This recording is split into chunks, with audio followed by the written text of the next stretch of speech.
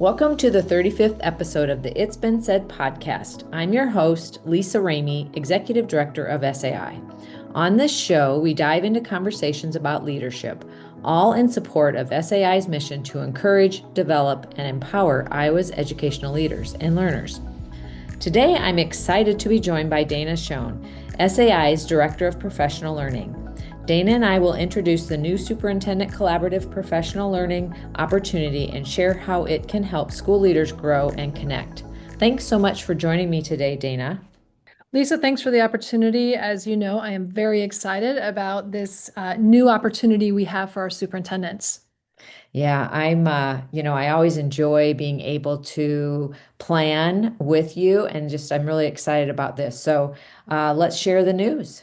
Yes, our members may have seen some recent promos that we have done, and now we get to discuss it in detail. The Superintendent Collaborative. Yes, it is a step away from our old executive leaders format, people might remember, and into something that we think is going to be more interactive, I'd say, relevant, and potentially even more energizing. Yeah, I think that's a great place to start, Lisa. How exactly is this different from the old executive leaders model? Well, great question. I think the old executive leaders model really focused more on that advocacy, advocating for public education, and of course, networking with their peers. But this collaborative is really more about learning together, tackling the real problems that we know superintendents are facing today. And of course, that networking piece, it's always important as we bring our members together that they grow their professional network. It'll be, I believe, more hands-on and something that they'll be able to take and apply right away when they're back in their districts. Yeah, and it's not as though we're letting go completely of the advocacy. It's really, I think, a shifting of the spotlight, and I think that's really exciting. And that transferability piece is also really critical. And we've got a theme for our first year: civic leadership in the superintendency, leading through change. Tell our listeners, Lisa, why did we land on that particular theme? Well, let's be real. Leading a district right now means really navigating shifting politics. We have changing expectations, whether that's from our parents, staff, legislators in Iowa, and the community dynamics are really complex.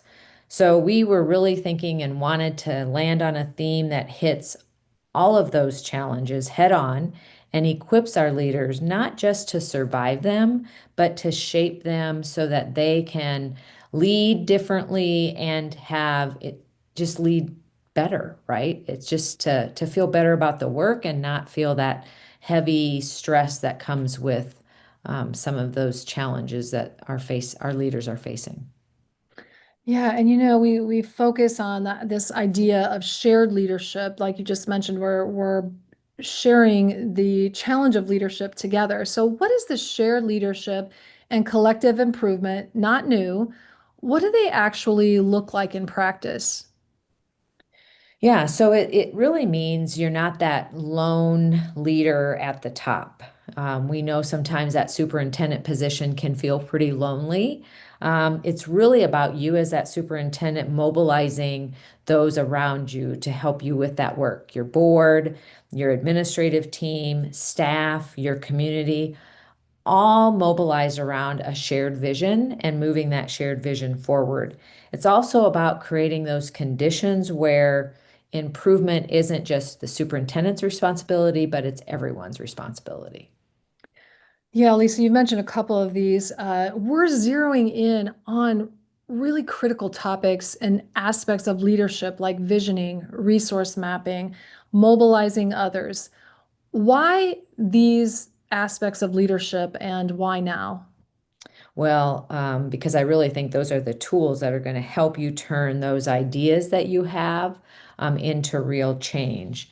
For example, resource mapping isn't just this abstract exercise, but it's about figuring out who in your community can help you, who might need convincing, and also where some hidden resistance might be. It's leadership with a strategy.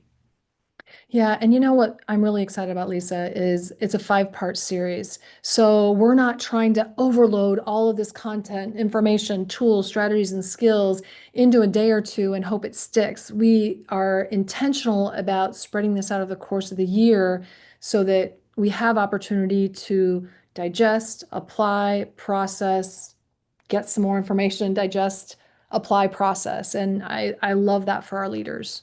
Yeah, exactly. We always talk with leaders about not this one sit and get type opportunities for their staff. So these sessions will build upon each other. They'll do exactly what you were just talking about. It'll give participants time to apply what they're learning in their districts, come back, talk about it with each other, share, possibly refine the approach as they're learning from each other in those sessions. It's really that learn, try, reflect, and repeat, as you mentioned. Yeah, and talk to us about who we have in mind to lead our first day. So, yeah, it's pretty exciting. It's incredible that we are bringing in Dr. Jennifer Perry Cheatham to help us kick things off. She is fantastic. Jennifer is a national leader in system change. She's a senior lecturer on education at Harvard Graduate School of Education, and she'll be here in October, a full day helping us set the stage for the year and giving our leaders, our superintendents, a framework that they will be able to use not only this year, throughout the year, but well beyond that too. In fact, I'm so excited because she is here to join our conversation. Happy to We be here, Dana. Dr. Cheatham, what makes you so passionate about this topic of civic leadership in the superintendency? I mean, there is so much. It is the thing that I'm obsessed with these days, Dana. I think there are a few reasons. One, as a former superintendent, I knew that I needed to be a strong instructional leader in order to know what to work on. I needed to be an excellent managerial leader to kind of garner and organize the resources, right, to put a strategy into action, but that I would fail if I weren't an astute political leader, capable of navigating a complex landscape. And that was a while ago. I mean, now I'm increasingly passionate about it because things have become even more complex than they were 10, 20, plus years ago when many of us got going in this profession. And those political leadership skills have become even more important. The role really has shifted in so many ways, and I know you speak not only to political shifts, but change in general. Oh, yeah. I mean, so much has changed. I mean, I left the superintendency just before the pandemic hit. I mean, I was devastated to have left my community not knowing, all that was about to happen. But since then, I mean, so much has changed. I mean, the challenges have become steeper, academic challenges, enrollment challenges, um, uh, resource challenges, et cetera, et cetera. But the political dynamics around education, right, has put teaching and learning at the center of the political fray. And these days, public education itself is at great risk. And the role of a trusted local leader like a superintendent, right? I mean, we may very well be depending on superintendents to find our way through this to another era that hopefully centers again the importance of public education in America. I've been fortunate to see and read some of your work, and I know that you have just a plethora of applicable, resonant, relevant strategies. And when I think about those, it begs the question, what would compel incredibly busy leaders like our Iowa superintendents to press pause on all of the things competing for their time and attention in the district to attend and engage in this day of learning with you on October 16th? Well, Dana, I think, I mean, it used to be that I think that what we had, I know for me, I'll speak for myself, that I prided myself on not going to events like these, on right, staying back at the office, Mm. committed to doing the work. And I've come to realize that you cannot actually be effective in this climate without community, right? Without safe spaces to learn. And specifically to learn about this very unique role, that the superintendent plays. I think in the day of learning that we'll have together, we're going to kind of wrestle to the ground some, in really specific ways, the skills, knowledge, and dispositions that we need to hone in order to be effective. Right? But again, unique to our particular roles. I hope that that'll make it worth it for everyone. And of course, you'll continue to have ongoing learning on this subject, which will make it even more meaningful. Yeah, I really appreciate you using that word community. As we've re-envisioned our superintendent's group, we are really focused on a collaborative, the superintendent's collaborative. And inherent in that is this sense of community, this sense of networking and learning and growing together. And yes, we will have opportunity to carry that through the rest of the year through virtual engagements where our leaders will have a chance to talk about some of the things that they have learned and applied after having been with you on October 16th. That's excellent. I mean, and that is some of what we're learning through our research is that superintendents in particular, I mean, really every adult in every role, but superintendents in particular need safe spaces to work on problems of practice, and especially these very knotty, like KNOTTY, knotty political problems of practice. So that's wonderful. Yeah, we are so excited. It's moments like these that not that I want to wish time away, but I think, oh my gosh, I wish it were October 16th, or I wish you were here now to help support our work so we could kick off our school year. So really excited to have you joining us. Thank you. Thank you for taking time today to provide some insight about the kind of experience we are creating for our leaders on October 16th. Well, I'm honored and excited. I can't wait for it to happen. Now, we're also going to be using something called the Superintendent's Political Leadership Fieldbook. Tell me a little bit more about that, Dana. Yeah, Lisa, it's a fantastic resource. It's comprised of 5 key practices. We've mentioned a couple of them already: visioning, communicating, resource mapping, relationship building, and mobilizing. And we will be delving into each of these more deeply over the course of our time together this year. In fact, let's take a moment to talk about one of the proactive practices, just to give our listeners a sense of what this is all about. Lisa, when you think of those proactive practices, resource mapping in particular, how do you see our superintendents actually using that? Ah, great question. So let's say you have a controversial facilities plan coming up.